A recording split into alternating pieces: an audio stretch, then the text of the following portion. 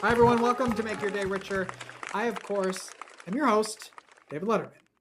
My guest knows the power of sharing your story to heal and connect.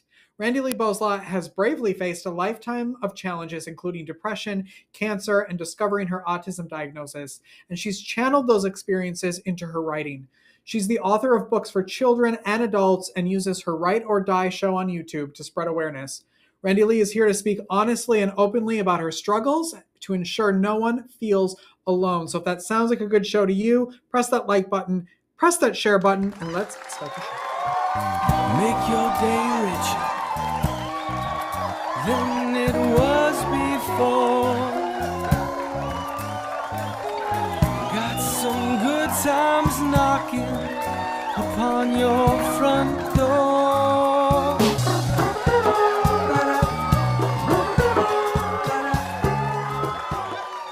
Randi-Lee, thank you so much for being here. Thanks for having me. I am excited to talk about all your creative endeavors. I want to start with your book, Embracing Me. Tell everybody what that's about.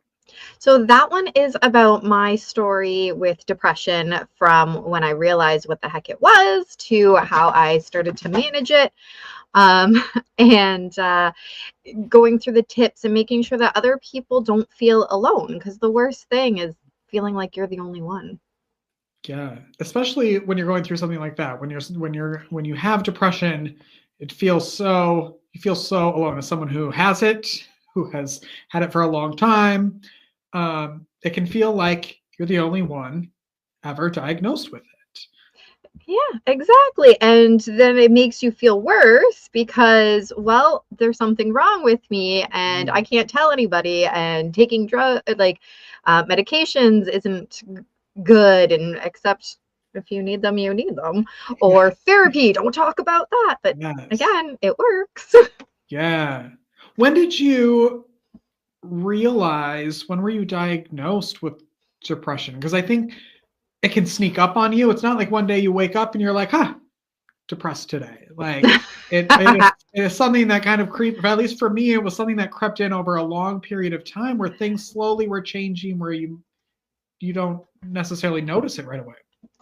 Yeah, so I was diagnosed in my late 20s, but I would say I realized I had it. I realized what the word was in my early 20s when I was in college, but I definitely, looking back, had it as a teenager. Yeah. And were you very open and honest right away with it? Did you, or were you? No, of course not.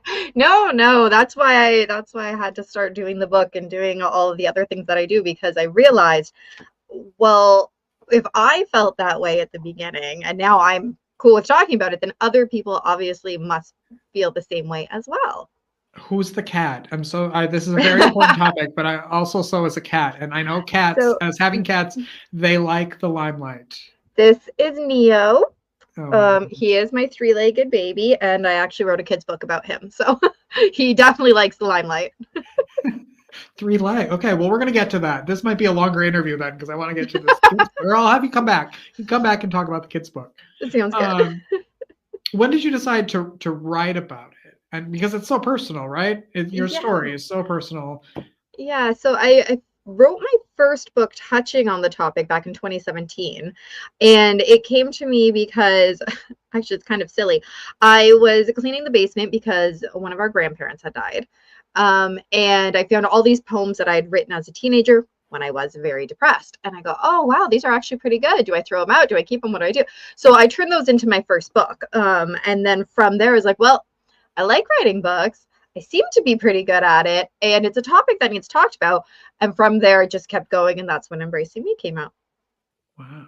When you told family members, like, I'm going to write a book about this, what was the reaction? They varied quite drastically from, oh, that's really cool, to, what do you mean you're going to talk about it? What do you mean you're going to tell people about it? And that would be my mom. Now she's cool with it. Yeah. Now she's cool with it, and she always is like, okay, when's your next one coming out? When is your next one coming out?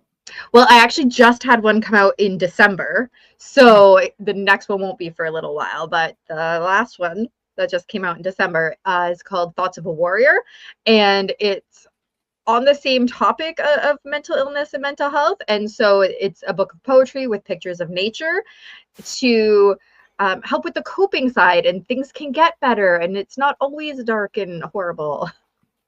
Did you find that writing was also helpful in processing all of this, even though you're going back and you're kind of, reliving a lot of things? Was it also therapeutic in some ways?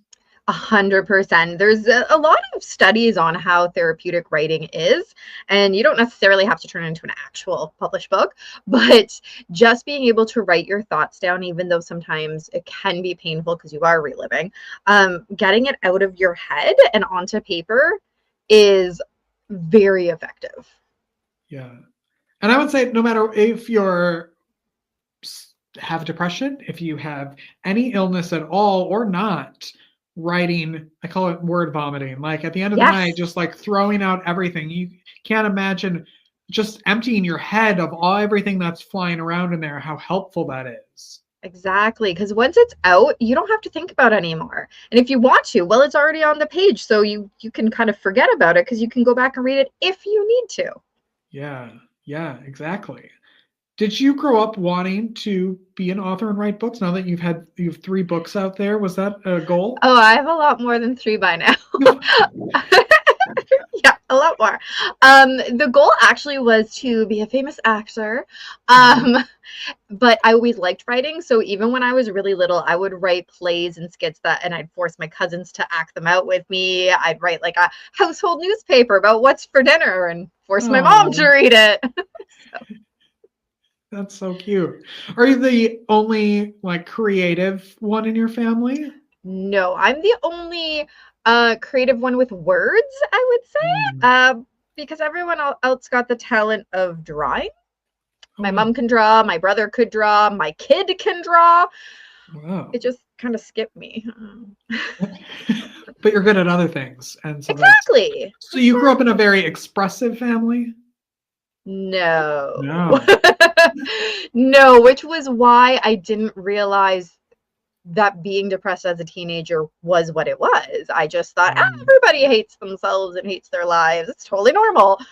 No, because it wasn't expressive. So on that same note though, my mom was always very lovey, like let's have movie nights, let's pretend that we're at a restaurant for dinner, and like we would make menus. And so it was not completely unexpressive, but it wasn't over the top. Gotcha. Yes. Yeah. It wasn't theatrical. Yes. You didn't grow up with a bunch of actors in your household that were. Yeah. I wish. Yeah. I was a theater major in college and quickly realized that I was not a good theater major, and that theater majors were probably too much. I was probably much happier in your family of maybe less expression. Tell everybody also about your podcast. Yes. So my podcast is called The Write or Die Show. Write like you're writing something, because I interview other writers, not always authors. I've had songwriters and screenplay writers, so it's a pretty loose term. And we talk about mental health journeys, actually, and it goes every Wednesday, well, not next week, I'm on vacation, but every Wednesday morning at 9:30 a.m. Eastern, I do a live show, and I never know what we're going to do, because just like you, it's a conversation. So I have a general idea. I know what mental illness the person kind of has, but it's a conversation, and I love where it goes. Sometimes it goes completely in a different direction. Today, I had somebody from the States, and we were talking about their adoption process, and it was really kind of cool to hear all about that. So it's really fun, and I've been doing it for 3 years, so there's over 200 episodes, and yeah, tune in. And you do it live? Yes. Yeah. At the beginning, I did recordings and would go through the whole process of editing and doing that. And I realized, okay, well, that takes a lot of work to do all the editing. And the more episodes I did, the better I felt just doing it more off the cuff. And I didn't feel like I needed so much of the editing side of things anyways. So I was like, you know what, it would be fun to do it live. And then people could ask questions right then if they wanted to. Plus then it's already out there and it's a little less of the after stuff to do. Yeah, once it's over, it's over. And I feel like when you do live stuff, everybody shows up just a little, like everybody's standing a little or sitting a little bit higher, and everyone's like really bringing it.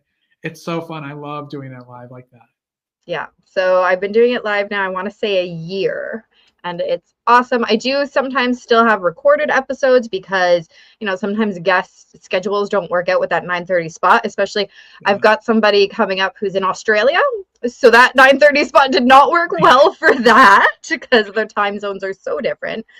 So I do still have some recorded episodes, but then I still will just put them out as they are, as if we did them live. I don't want to take out all of our ums and ahs because that makes it more realistic.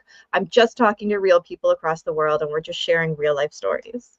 And where can people tune in live? On YouTube, Twitch, and Facebook. What do you love about podcasting?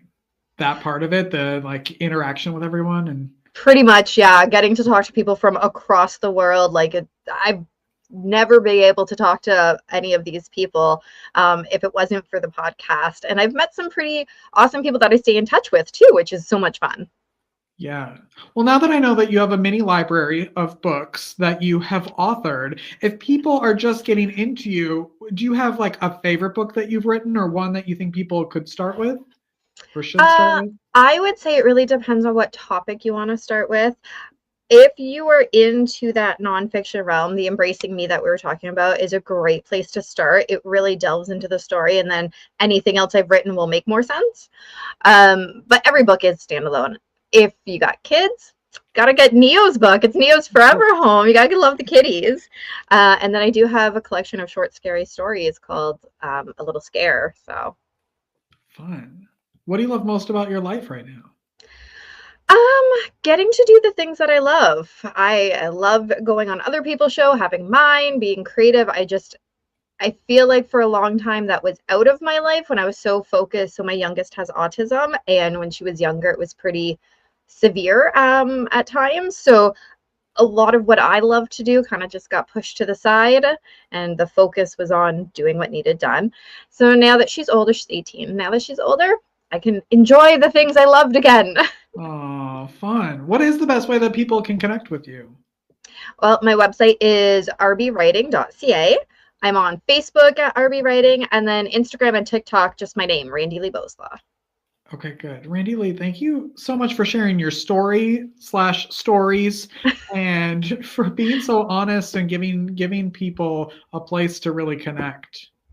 Yeah, thanks for having me. This was nice. I love your setup too. Well, thanks. Come back anytime. We could probably do a whole year of you every week because you have so much stuff going on. So come back anytime. That sounds good. Great. We'll take a break and be right back after this.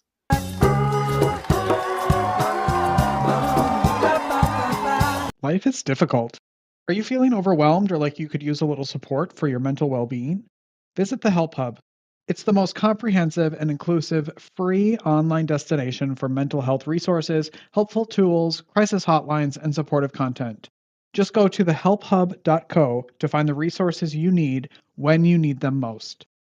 Unlike other resource pages, the Help Hub is divided into 16 different categories, ensuring that everyone in every community has access to the resources and support that matches their unique needs.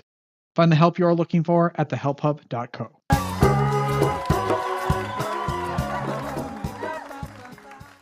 Welcome back, everyone. I hope your weekend was fantastic. I think it's hot everywhere, but I hope you stayed cool. Hope you have a pool close by and that you didn't get too much sun, or at least that you wore some protection this weekend. I volunteered on Friday night to usher for the Waxhaw Community Theater's production of Puffs. It was closing weekend, so you can't see it any longer. But they just announced their season that starts this fall, so I'm sure they'll be here talking about that. So it was a really good show. Great cast. Like, kudos to the cast of that show. And there were quite a few cast members. They were all really, really good. And it was funny. I almost had a spit take at one point. I took a drink and one of the actors said something and I almost spit out my drink. It was really good. So if Puffs is coming anywhere near you, wherever you live, go see it. It's a really, really good show. And what else? This week, Friday is, of course, the 4th of July. I will be at the Waxhaw 4th of July parade. It's at 10 a.m. all through downtown. I'll be there throwing out names of all the floats. So I'm not sure where I'm being seated yet, but I'll let you know. And then when you come, and come early because it gets very crowded and they bus people in and there's no parking. Come hang out wherever I am, and so we can hang out together. Okay? All right. That's our show. So go make your day richer. Go make somebody else's day richer. You've made mine by watching this show, and I love you for it. If you'd like to support the show, buy me a coffee at buymeacoffee.com/makeyourdayricher, and I'll just love you for it. All right. Have a great day, everyone. Bye-bye.